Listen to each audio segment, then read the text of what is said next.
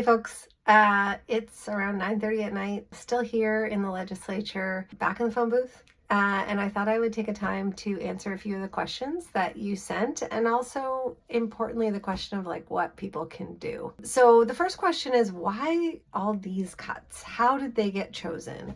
And the answer is we don't really know. It doesn't actually make sense. So many of the cuts we've talked about are really cruel, actually. Tonight we're in there talking about the cuts to the Association of Black Social Workers, cuts to like brain health, cuts to innovation. But the thing to know about these cuts is that they're all actually relatively small in the context of the budget.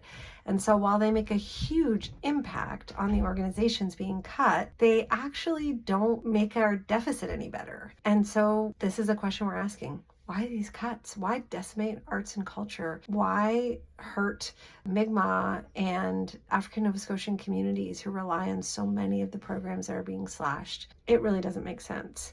And then there's the question of, what about this help that the Premier talks about, the tax break? Well, folks, tax brackets got indexed last year. Every other province did it. It was time for us to do it. And they cut the tax, the HST, by 1%.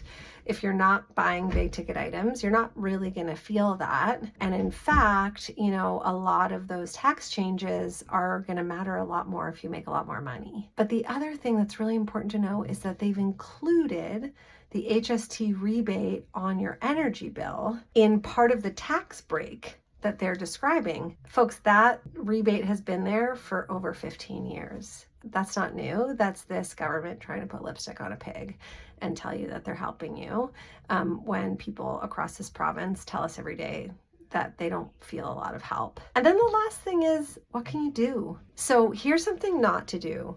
Don't leave. Don't give up. Don't get discouraged. Pay attention. That's the first step. And then get engaged. So here in the legislature, this budget, the bill that this budget is enabled by, actually goes out to a committee for public comment.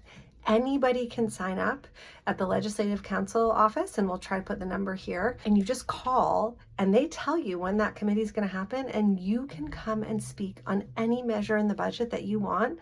And you're going to have a table full of government MLAs who are going to have to sit and listen to the impact that this is having on you and your community and your family. So do that. There's lots of rallies. If you're on here watching this, you probably know about them or are hearing about them. And of course, vote, get involved.